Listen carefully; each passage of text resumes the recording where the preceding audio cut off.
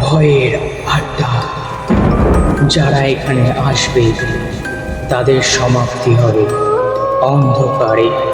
Hello বন্ধুরা, welcome back ভয়ের নতুন একটি এপিসোডে।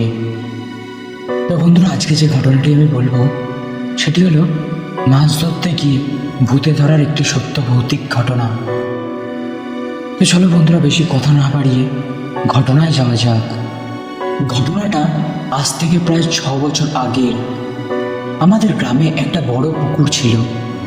পুকুরটার নাম ছিল কালো পুকুর।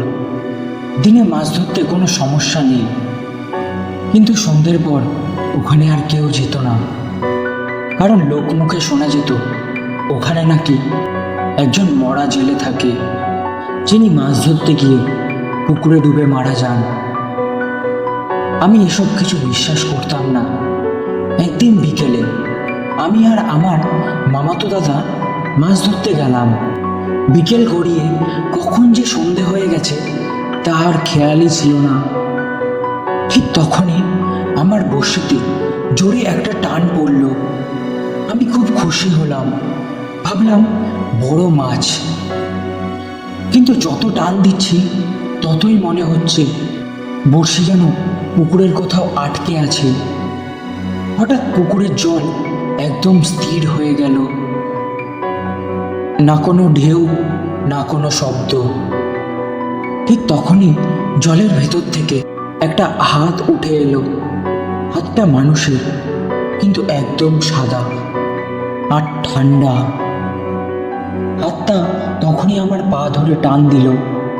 আমি চিৎকার করতে গিয়েও গলা দিয়ে কোনো শব্দ বেরোলো না। ঠিক তখনই আমার শরীর নিজে নিজেই যেন জলে নামতে শুরু করলো।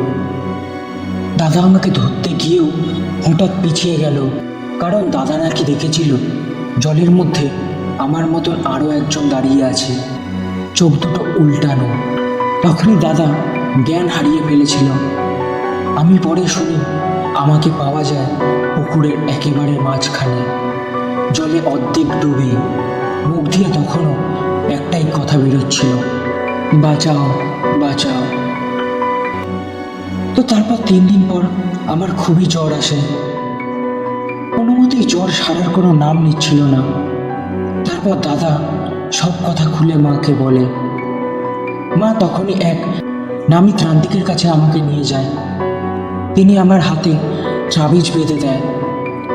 তো তারপর দিয়ে আমার জ্বর আস্তে আস্তে সারতে থাকে। তো বন্ধুরা, তারপর সেই পুকুরটিকে বুঝিয়ে ফেলা হয়। এখন আর ওখানে বেশি কেউ যায় না। তো বন্ধুরা, এই ছিল আজকের ঘটনা। ঘটনাটি কেমন লাগলো তোমরা প্লিজ কমেন্ট করে জানিও। যদি ঘটনাটি ভালো লেগে থাকে তো লাইক, কমেন্ট, সাবস্ক্রাইব করতে ভুলো না। তো চলো, আবার দেখা হবে নতুন একটি এপিসোডে। ততক্ষণের জন্য সুস্থ থেকো, ভালো থেকো। আর তোমরা যদি কেউ আমাদেরকে ঘটনা পাঠাতে চাও, নিচে দেওয়া ইমেলে মেল করে আমাদেরকে ঘটনা পাঠাতে পারো।